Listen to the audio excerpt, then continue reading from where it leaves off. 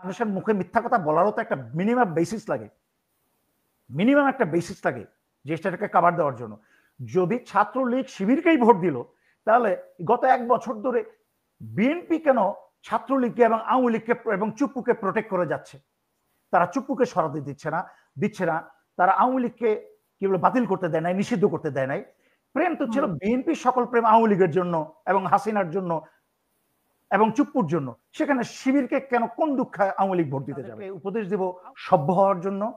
অসভ্যভাবে একটা কথা বললে একটা সত্যি কথাও কিন্তু শক্তিশালী হয়ে যায় না।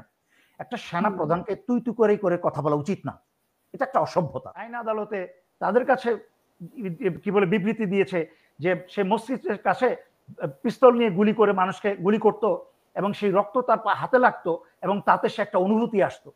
এবং একই সাথে তার স্ত্রীকে, কেমন ধরনের স্ত্রী হতে পারে, সেই স্ত্রীকে, তার ওয়াইফকে সে সাথে নিয়ে দেখিয়েছে গুলি করে মারা এবং রক্তের স্বাদ। এবং এই জিয়াউল হাসান এখন আনন্দে জেলে আছে, ডক্টর ইউনূসের কি বলে লোক দেখানো জেলে আছে। বাংলাদেশ যদি আগামী ফেব্রুয়ারিতে নির্বাচন দিয়ে, কথার কথা আগেও কয়েকবার বলেছি, যদি এই চরিত্র পরিবর্তন না করে যদি এই চরিত্রে বিএনপি আসে, ভারত চাইবার আগেই বাংলাদেশকে ভারতের হাতে তুলে দিবে সবকিছু। তাতে হবে কি, সেই যেই লাউ সেই কদু হবে। কিন্তু নির্বাচনটা যদি ফেব্রুয়ারিতে না করে ডক্টর ইউনূসকে যদি সকাল বিকাল চাপের উপর রেখে, এই 86 বছরের কি বলে প্রায় মৃতপ্রায় হার্টকে আবার যদি চাপের উপর রেখে, আর চাপের উপর রেখে সকাল বিকাল চাপের উপর রেখে বুইরা ভাদ্রা এই এনজিওর বুড়াগুলাকে সবগুলাকে লাথি মেরে বের করে দিয়ে যদি শক্তিশালী কিছু লোক বসানো হয় এই উপদেষ্টা সরকারে, আমি আপনাকে বলছি আল্লাহর রহমতে এর মাঝখানে সব দল নির্বাচনের প্রস্তুতি নেই। আগামী 2 বছরের মাঝখানে বাংলাদেশে আরো কয়েকশো বিলিয়ন ইয়ার তৈরি হবে এবং বাংলাদেশের কি বলে রিজার্ভ এই $32 বিলিয়ন থেকে, হাসিনা যখন ক্ষমতা নিয়েছিল তখন ছিল $54 বিলিয়ন, হাসিনা যখন পালিয়েছে তখন এটা মাইনাসে ছিল। এখন রেমিটেন্স যোদ্ধারা উজাড় করে পাঠিয়ে সেটা $32 বিলিয়ন এসেছে। এই $32 বিলিয়ন রিজার্ভ 2 বছরের মাঝখানে কয়েকশো বিলিয়ন ছাড়িয়ে ইনশাল্লাহ ট্রিলিয়ন পৌঁছাতে শুরু করবে। কিন্তু আপনারা যদি কোনো ভারতের পোষ্য কোনো রাজনৈতিক যাদের নিজস্ব দলীয় কোনো সংস্কার না করে আসে এবং দেশের ভিতরের এই সশস্ত্র বাহিনীর সংস্কার না হয়, ভারতের দালাল জেনারেল ওয়াকার এবং অন্যান্য 2-4 জন জেনারেল যারা আছে তাদেরকে যদি ডক্টর ইউনূস সরাতে না পারে, আপনি কি মনে করেন যেই দলই ক্ষমতায় আসুক নির্বাচনে, যদি ফেব্রুয়ারিতে নির্বাচন হয়, বিএনপি যদি ক্ষমতায় আসে তাহলে কি চুপ্পু প্রেসিডেন্ট থেকে যাবে? কি মনে হয়? অবশ্যই না। আচ্ছা, তাই যদি হয়, এই যে আপনি একটু আগে প্রশ্ন করলেন যে বিএনপি অন্যান্য ইউনিভার্সিটির নির্বাচন তারা বানচাল করছে, কি বলে চাচ্ছে না, অর্জন করছে। আপনাকে বুঝতে হবে যে এই বিএনপি, যেই বিএনপি মানে কি বলে এটাকে হাসিনা যেরকম ডায়রিয়া মাউ ছিল, এই বিএনপির কিছু চোর বদমাস যারা ওই যে কি যেন বলে পুরান ঢাকার ওই লোকটা বিএনপি করে, যে হাসিনার আমলে ব্যাংকের ব্যবসা করেছে, হাসিনার সাথে ব্যাংকের মালিক ছিল, ব্যাংকের করেছে, আরে লোকটা না মির্জা আব্বাস। এর মুখের তো কথার কোনো ভ্যালু নেই, হাসিনার মতো ডায়রিয়া মাউথ। তো এ বলেছে যে কি আওয়ামী লীগ ভোট দিয়েছে, ছাত্রলীগ ভোট দিয়েছে শিবিরকে। আরে ইডিয়েট, মানুষের মুখে মিথ্যা কথা বলারও তো একটা মিনিমাম বেসিস লাগে যে সেটাকে কাভার দেওয়ার জন্য। যদি ছাত্রলীগ শিবিরকেই ভোট দিল, তাহলে গত 1 বছর ধরে বিএনপি কেন ছাত্রলীগকে এবং আওয়ামী লীগকে এবং চুপ্পুকে প্রোটেক্ট করে যাচ্ছে? তারা চুপ্পুকে সরাতে দিচ্ছে না, তারা আওয়ামী লীগকে কি বলে বাতিল করতে দেয় নাই, নিষিদ্ধ করতে দেয় নাই। প্রেম তো ছিল বিএনপির সকল প্রেম আওয়ামী লীগের জন্য এবং হাসিনার জন্য এবং চুপ্পুর জন্য। সেখানে শিবিরকে কেন কোন দুঃখে আওয়ামী লীগ ভোট দিতে যাবে? আওয়ামী লীগ ভোট দিলে তো যেই আওয়ামী লীগের নেতাদের জমানো টাকা বিএনপির লোকেরা খেয়েছে এবং তাদেরকে পাহারা দিচ্ছে বাংলাদেশের প্রতি জেলায় উপজেলায়, সেখানে তো আওয়ামী লীগের বিএনপিকে ভোট দেওয়ার কথা। সুতরাং ভুয়া কথা বলে লাভ নাই। বাংলাদেশের জনগণ এখন যেরকম স্বাধীনতায় আল্লাহর রহমতে মুক্ত, তারা চিন্তা ভাবনাও আমার মতো মানুষরা তাদেরকে চিন্তা ভাবনাও মুক্ত করে দিচ্ছে ইনশাআল্লাহ। তারা চিন্তা ভাবনায় ভবিষ্যতে আরো অ্যাডভান্স হবে। বাংলাদেশের মানুষের চিন্তা ভাবনা যত অ্যাডভান্স হবে, যত চিন্তাশীল হবে, বাংলাদেশের মানুষকে দাবিয়ে রাখা ভারতের জন্য এবং অন্যান্য ভারতের পাঁচাটা গোলাম দলদের জন্য আরো কঠিন হবে। আপনি নিশ্চয়ই দেখেছেন যে গত সোমবার একটা প্রেস ব্রিফিং করেছে ইয়ে থেকে সেনানিবাসের থেকে, এবং সেখানে বিভিন্ন ব্যাপারে কথা বলেছে এবং এটাও বলা হয়েছে যে সেনাবাহিনী নিয়ে আসলে মানে প্রোপাগান্ডা ছড়ানো হচ্ছে, এবং সেনাবাহিনীর এক একটা বিষয় নিয়ে তারা কথা বলেছে যে আসলে ডাকসুর সাথে তাদের ডাকসু নির্বাচনের আগের দিন সম্ভবত ডাকসু নির্বাচন নিয়ে তাদের কোনো মাথা ব্যথা নেই বা তারা এটার সাথে সম্পৃক্ত না, কিন্তু বাইরে থেকে কিছু লোকজন বলছে এবং অন্যান্য বিষয়ে সেনাবাহিনীকে বিতর্কিত করছে। সেই বিষয়টা তারা পরিষ্কার করেছে এবং তাদের আরো অন্যান্য বিষয়ে তারা কথা বলেছে, সেটা নিশ্চয়ই আপনি দেখেছেন।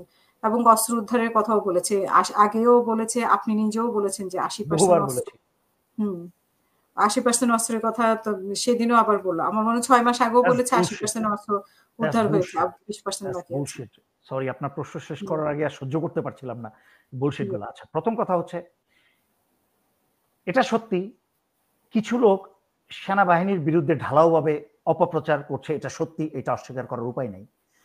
এবং আমি একজন অবসরপ্রাপ্ত সেনা অফিসার হলে কিন্তু আমি এই সেনাবাহিনীর একজন সদস্য ছিলাম, এখনো কিন্তু সরকারি কাগজে পত্র এই সেনাবাহিনীর একজন অবসরপ্রাপ্ত কর্মকর্তা। সুতরাং সেনাবাহিনী সম্পর্কে কেউ যদি গালিগালাজ করে, নোংরা ভাষায় বিনা কারণে বেশি বাড়িয়ে অতিরঞ্জিত করে, অথবা যেই সেনা প্রধান, আমার পিএনজি এখনো তুলে নাই, যেই সেনা প্রধান কি বলে এটাকে আওয়ামী লীগ পুনর্বাসনের কাজ করে যাচ্ছে, সেই সেনা প্রধানকে অথবা সেনা প্রধান পদটাকে অথবা সেনা প্রধানের কারণে সমগ্র সেনাবাহিনীকে নিয়ে যারা গালিগালাজ করে, তাদের এরকম এহেন জঘন্য কাজের প্রতি আমি কি বলে এটাকে ঘৃণা জানাই, প্রতিবাদ জানাই, এবং আমি তাদেরকে উপদেশ দেব সভ্য হওয়ার জন্য। অসভ্যভাবে একটা কথা বললে একটা সত্যি কথাও কিন্তু শক্তিশালী হয়ে যায় না। একটা সেনা প্রধানকে তুই করে কথা বলা উচিত না, এটা একটা অসভ্যতা। তো এটা একটা শিক্ষিত লোক যার ভিতরে সভ্যতা আছে, পারিবারিক সভ্যতা আছে, চিন্তা, একটা সেনা প্রধানকে বুঝতে হবে সেনা প্রধান কিন্তু একটা ব্যক্তি না, এটা একটা পদ। একটা রাষ্ট্রীয় সর্ববৃহৎ প্রতিষ্ঠানের একটা পদ হচ্ছে সেনা প্রধান। এখন তার পিছনের ব্যক্তিটাকে প্রতি 3 বছর পর পর বদলায়, কখনো কখনো একবার এসেছে এলপিআর থেকে এসে, অবসর থেকে এসে আবার সেনা প্রধান হয়েছে। ব্যক্তিটাকে আপনি ওয়াকার বলে যদি একটা গালি দেন এক জিনিস, আর সেনা প্রধান, তারপরও আমি যে এত বছর ধরে হাসিনার বিরুদ্ধে এত কথা বলেছি, আমি হাসিনাকে তুই করে বলেছি, তাকে কোনো অশ্লীল গালি দিয়ে বলে, আমি বলেছি খুনি, ব্যাংচোর, ভোট ডাকাত, যেগুলো সত্যি। এক নাম্বার। দ্বিতীয় কথা হচ্ছে, আমার জানা মতে ডাকসুর নির্বাচনে সেনাবাহিনী তথা ডিজিএফআইয়েরও কোনো ভূমিকা নেই। তবে যে কথাটা না বললেই নয়, ডাকসুর নির্বাচনে শিবিরের বিজয়ে সবচেয়ে বেশি ভীত হয়েছে, যেহেতু বাংলাদেশে যারা ভারতের গোলাম আছে, এরা তো হচ্ছে ভারতের পাচাটে। ভারতের নির্দেশ না পাওয়া পর্যন্ত কিন্তু এরা কোনো জিনিস গুরুত্ব সহকারে নেয় না, কারণ এদের মাঝখানে কোনো চিন্তা শক্তি নাই। এদের মাঝখানে আছে কুচিন্তা। যারা কুচিন্তা এবং শয়তানি চিন্তা করে, তাদের মাঝখানে কোনোদিন সুচিন্তা কাজ করে না। আর যাদের মাঝখানে সুচিন্তা কাজ করে না, তারা কোনোদিন গঠনমূলক চিন্তা করতে পারে না। সুতরাং যারা বাংলাদেশে ভারতের দালাল আছে, এরা হা করে তাকিয়ে থাকে তাদের বাপ ভারত কখন নির্দেশ দিবে, তারপরে তারা সিরিয়াস হবে এই ব্যাপারে। শিবিরের বিজয়ের পরেই কিন্তু ভারতের মাথা গরম হয়ে গেছে। বুঝতে হবে, ভারত বাংলাদেশের কোনো দলকে ভয় পায় না, বাংলাদেশের কোনো কি বলে বক্তাকে ভয় পায় না।